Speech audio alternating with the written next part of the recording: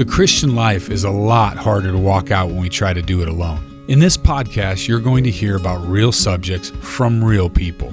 I'm not here to give you an elaborate 12-step process to living your best life, and I'm definitely not here to tell you how to love God passionately so He will bless you financially. My desire is that each one of us realizes our God-given identity as sons and daughters of the King. What you will hear is from real people sharing their experiences through life and talking about their love for Jesus. I promise I won't use Christianese lingo that nobody uses in real life, and I definitely won't speak at you or above you. I do want to speak to you, and hopefully through this process, we can help each other walk out this thing called the Christian life. Welcome back to the Christian Life Podcast. My name is Michael Hunsberger. Excited to be back with you. It is Thursday, and I cannot believe that we are tailing into the end of May already. I'm about to head into summer. It just doesn't feel like summer yet with this whole COVID-19 craziness, but it sure is good to see all different areas around us transitioning back into what we would call life in America. Some of that good and probably some of that not so good. There are certainly parts of this that my wife and I have noticed that have been really healthy for our family, spending much more time together, but also just really paring down our calendar, making sure that where our priorities are, that they're where they need to be. And so going to be heading into a series called Impacting Eternity, The Call to Leadership. And I'm going to have some friends on at different times. I'm probably going to be even inviting my father on, some people I respect in leadership. He doesn't even know that yet, so don't tell him if you're listening and you know Warren Hunsberger. But going to be talking about why I have a passion for leadership, why I love just seeing people answer that call in their life. Because as you've heard me talk about in some of our prior episodes, I believe that every single one of us have a call to leadership in our life. And I believe that us either answering that call or not definitely impacts eternity either way. And so that's kind of the basis of this, but I want to talk about really where this comes from. I grew up for part of my childhood living around the ministry of Teen Challenge of the Midlands in Iowa and Nebraska. And I got to see firsthand as a kid God restore the lives of men and women, really the miracles that would happen in their life. It was like watching someone be brought back from death. It was literally like seeing Jesus call the dead to life, seeing marriages that were hopeless, seeing lives and people that were hopeless, even their physical bodies that were hopeless from years of addiction, and seeing God restore them. And then looking around me today and seeing so many of them impacting eternity in so many different ways, whether that's through their call, their family, but answering that call to be the leader that God has called them to be in the kingdom of God. And so for me, if you've been around me for any bit of time, you know that probably one of my favorite stories in the Bible is the restoration of Peter on the beach. And honestly, I think it's probably because it really fits every one of us when we get to know Jesus. Here's this guy who had been following Jesus. He had been being taught by Jesus. He was living with Jesus, walking with him, learning from him, loving him, being in relationship with Jesus. Peter was a strong-willed guy. Many times in the Bible we see probably was pretty competitive, at times prideful, stubborn, but just an awesome heart. And I believe that I know that Jesus knew the potential and the leadership that God had created inside of Peter, and he was calling it out, because I believe that's the key, is that for any of us in leadership or anybody else desiring to mentor someone, it really has nothing to do with us creating that potential or creating those talents and those abilities inside them. That's God's job. That's what's beautiful, is I don't have to create that in someone. I get to be a part of God calling that out of them. And I think you see that as a great coach in sports. Their job is not to create that potential; it's to call it out of them, train them, mentor them. And so with Peter, here's Peter. He's, at times, like I said, pretty prideful. And so here he is. He's saying, who is going to betray you, Jesus? We want to know. And basically bragging outwardly, that would never be me. I would never betray you, Jesus. I would never not have your back, Jesus. I would never not be there for you, Jesus. And how many times in our life, like, I know for me, many times where you go, man, I wish I wouldn't have said that in public. My emotions got ahead of me. And here's Peter. He's just very quickly out of his heart, is his love for Jesus, saying that's not going to be me. And that's when Jesus gives him this stern correction, saying, Peter, it's not only going to be you, but you're going to do it in the time that I need you the most, 3 times. And Peter's probably thinking, there's no way, like that's not me. There's no way that's going to be me. And then on the night that Jesus needed him the most, before the rooster crows, as Jesus said, Peter denies him 3 times. And I think any of us, when we're real, have seen times in our life where we said, hey, we would never not speak out that I'm a Christian, or speak out about Jesus, or stop someone, or say something. And then there's those moments where you walk away going, oh my gosh, I just kept quiet. Maybe I didn't speak up. Maybe I didn't speak out. Maybe I didn't defend Jesus in that conversation, or maybe I missed that opportunity. I know in my life there have been times where I've regretted not speaking out. And so here's Peter. He betrays, he denies Jesus 3 times.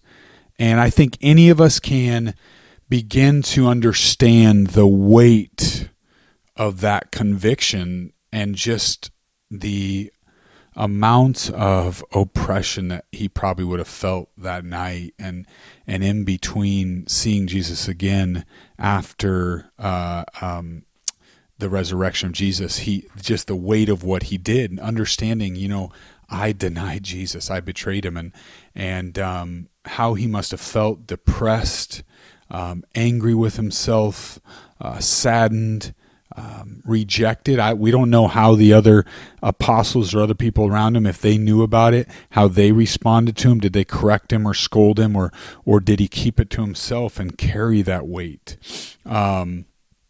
And so here he is.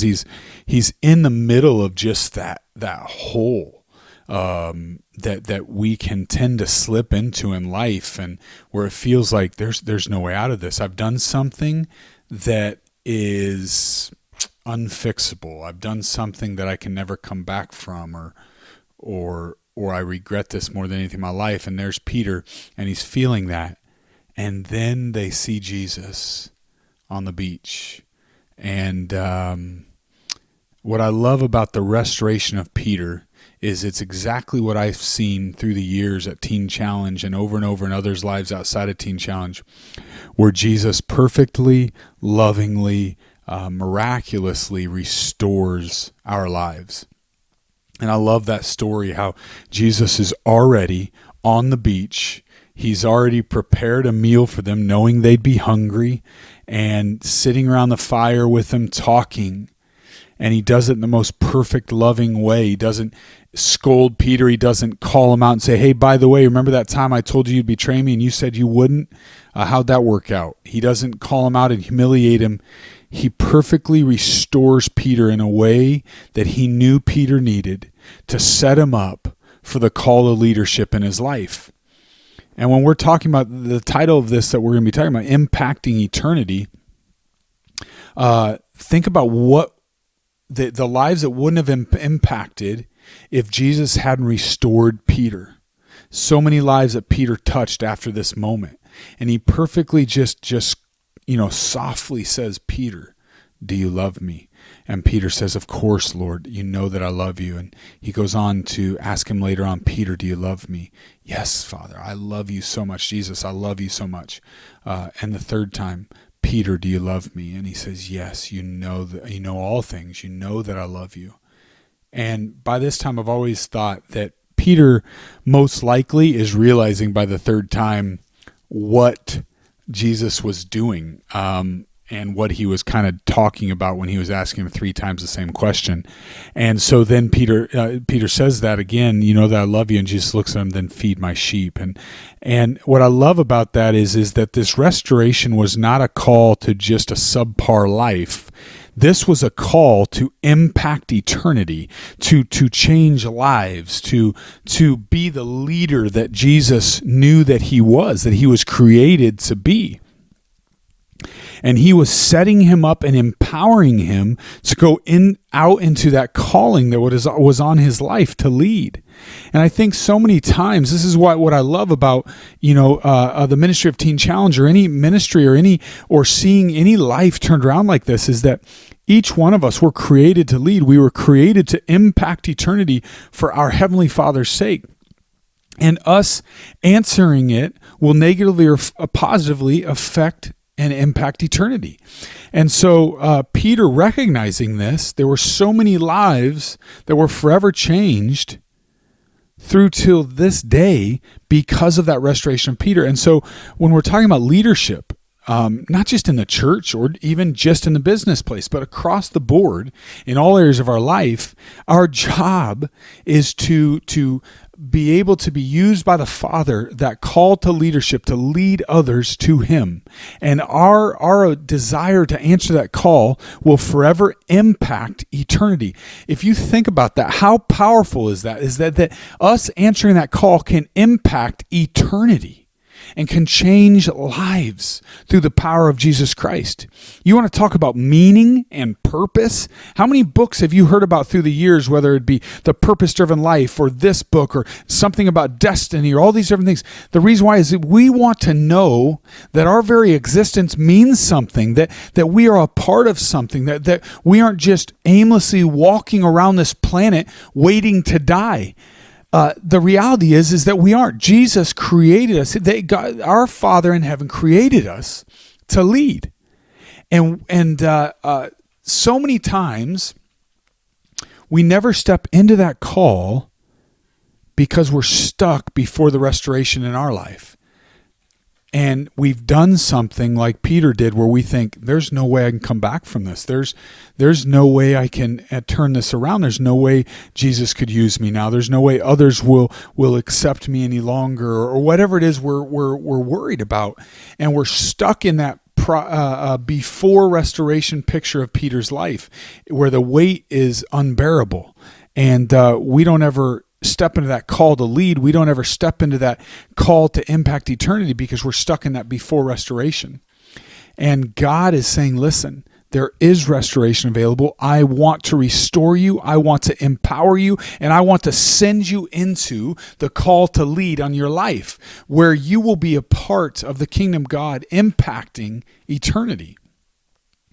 And so that's one of the reasons why as a kid I loved just hearing these testimonies and seeing that hopeless person so close to death, physical, spiritual, emotional death, marriages broken and beyond hope, people that were, as I heard my dad say so many times growing up, kicked to the curb, and people driving by them so many times on the road saying, seeing them dying but not stopping to help, and realizing that we have all been in that place of Peter where we need Jesus.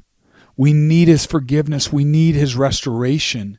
We need to answer the call that is on our life. And that's what I love about why I'm so passionate about leadership is being able to be used by God to call out greatness that has already been created and placed in them.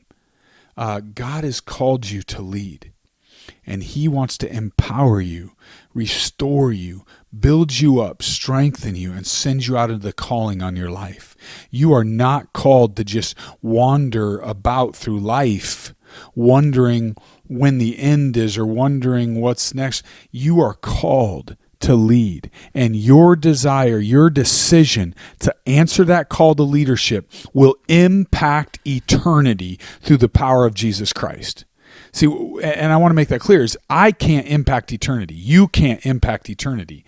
It's through the power of Jesus Christ. It's through the potential, the abilities and talents that he's created and placed in you that he wants to use you to do that. And we were called to lead from the front and not the rear. And so I just want to encourage you. We're going to be diving into leadership in a lot of different ways, and I'm going to have some friends on. I'm going to invite my father on, some different people that have been impactful in my life in leadership, and we're going to talk about just that, that call to restoration that needs to happen in our life, and how so many of us are stuck before that. John Maxwell has a phrase in some of his leadership training called, you put a 10 on someone's head. I love that because that's what this is Jesus was not seeing Peter for his failures. Jesus was not looking at Peter and seeing him for his mistakes or his weaknesses. Jesus was seeing God's creation in front of him. Jesus was putting a 10 on his head and not assuming the worst. And so many times there are people all around us, and we're not looking at them as a 10. We're seeing them for their failures or their weaknesses, and we've put a different number on their head, and we're assuming that they're going to fail again, and we're claiming that over their life, and or maybe we're the person that says, hey, that person's failed me too many times, so never again. And what God is calling, saying, listen, I've asked you to not put a number on your forgiveness. I've asked you not to give up. I am a God of miraculous power, a God of restoration. And if I can restore Peter, if I can restore those people that we see so many times in the Bible, that we love these stories of restoration, I can restore you, he's saying. And so if you're one of those people, you're just feeling the weight of that and wondering, can I be used? Does God have a plan for me? He does. And he wants to restore your heart. He wants to draw you into him. He wants to strengthen you, rebuild you, and empower you out into the calling that it has on your life. And so get excited. We're going to be talking about leadership in a lot of different ways. I love talking about this subject. I love just exploring it and learning and growing in my leadership, learning through others' mistakes and failures and successes, learning through history, learning through people that God's placed in my life. And so just want to encourage you to come back through this series, and we're going to be talking about how you answering the call to leadership will impact eternity. And so we love you guys. Thank you so much for coming and being a part of the Christian Life podcast. Please share this, like this podcast in many different ways. You can do that in sending it out, in sending it to a friend, inviting a friend to listen to it. Love to connect with you in a lot of different ways. And just thank you for continuing to support this podcast and come back, and hope that you're going to enjoy this series that we're going to be walking into. So thank you so much. Thank you for listening to this episode of the Christian Life Podcast. Please remember to subscribe and also check out the links provided in the description below for different ways to connect with me on social media. I hope to have you back each week as we put out new episodes and as we walk out this thing called the Christian life.